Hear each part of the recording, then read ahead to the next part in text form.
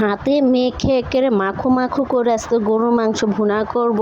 তারপরে ঘরের মধ্যেই রান্না করব, রাইস কুকারে বাহিরে রান্না করব না, ঘরের ভিতরে রান্না করে, যেহেতু অল্প একটু মাংস, আমি একটা মানুষের জন্য বেশি পরিমাণ নেই না। আর আপনারা দেখলে হাসবেন, যে বলবেন যে আপু এত বড় পাতিল আর একটু অনেক মাংস। ভাই, রাইস কুকারের পাতিলগুলো বড়ই থাকে আর মাংস অল্প একটু, যেহেতু আমি একা মানুষ সেজন্য। আরেকটা মজার বিষয় কি জানেন, আমি আদা রসুন বাটা ছাড়াই মাংসগুলো মেখে ফেলাইছি। পরে ভাবলাম যে আমি তো আদা রসুন দিই না, মাংসগুলোতে এত ছাড়া ছাড়া কেন। হ্যালো এভরিওয়ান, কী অবস্থা? আশা করি সবাই ভালো আছেন, আমিও ভালো আছি। আজকে আমি হাতে মেখে গরুর মাংস রাইস কুকারে রান্না করবো, সেটাই আজকে শেয়ার করি কীভাবে আমি রান্না করি রাইস কুকারে। তো প্রথমে মাংসগুলো ভালো করে ধুয়ে নিয়ে রাইস কুকার পাতিলে উঠে দিলাম। উঠে দিয়ে এখন পরিমাণ মতো পেঁয়াজ কুচ দিয়েছেন, পরিমাণ মতো হলুদ দিয়ে দেবো, পরিমাণ মতো মরিচ বাটা দিয়ে দেবো। তো একটা কী জিনিস জানেন, মজার একটা বিষয়, আপনারা ভাববেন আপু আপনি কি পাগল হয়ে গেছেন, এত বড় পাতিলের মধ্যে একটুখানি এই মাংস।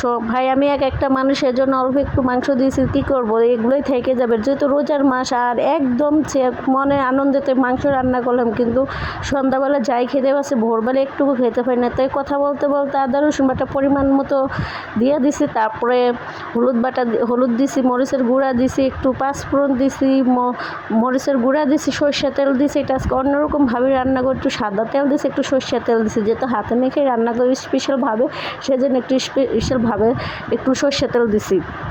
তো দেখেন কত বড় পাতিল আর মাংস কতটুকু, আমার নিজের কাছে নিজে হাসি। আর একটা মজার ব্যাপার কি জানেন, এই যে আমি যেখানে হাতে মেখে মাংস রান্না করতেছি না, একবার আদা রসুন দিতে মনে নেই, পরে আদা রসুন দিয়ে যে ভালো করে এখন যে ঘরের ভিতরে অন্ধকার রাইস কুকারে রান্না করতেছি, ঘরের ভিতরে চুলাটা দিয়ে দিছি, রাইস কুকারের কারেন্টের লাইনটা অন করে দিয়ে দিছি। তারপরে এই যে দেখেন মাংসগুলো ভালো করে কষাইতেছে। আর ঘরে যেহেতু রান্না করতেছি সেজন্য একটু অন্ধকার দেখা যাইতেছে, কিন্তু এখন বাজে হলো 4টা, সেজন্য রাতও হয় না, দিনও না, বিকেলবেলা মনে করেন, সেজন্য একটু অন্ধকার দেখা যাইতেছে। তো সবাই একটু মনোযোগ দিয়ে দেখবেন। আপুর ভিডিওগুলো আপনাদের ভালোবাসা দেখছি দাঁড়িয়ে আমার প্রতি কমে গেছে, এখন আর আমার কেউ ভিডিও দেখেন না কেন ভাই? আমি নতুন দেখে আমাকে এতটাই অবহেলা করেন।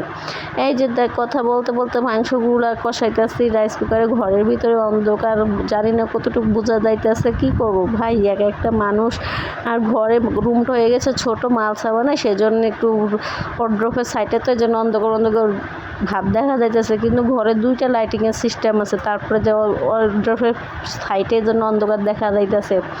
আর যেটা বলতেছিলাম, আপনারা আমাকে নতুন দেখে অবহেলা করতেছেন, আমাকে একদম ভালোবাসেন না। আমি দেখতেছি ইদারিং আমার একদম ভিউজ, আমার ভালোবাসার মানুষ কমে গেছে। ভাই, নতুন বলে দেখে একটু অবহেলা করেন না, সবাই একটু সাপোর্ট করেন, সবাই একটু আমার পাশে থাকেন, আপনাদের সাপোর্টে আমি একটু উৎসাহ পাবো। তো যাই হোক।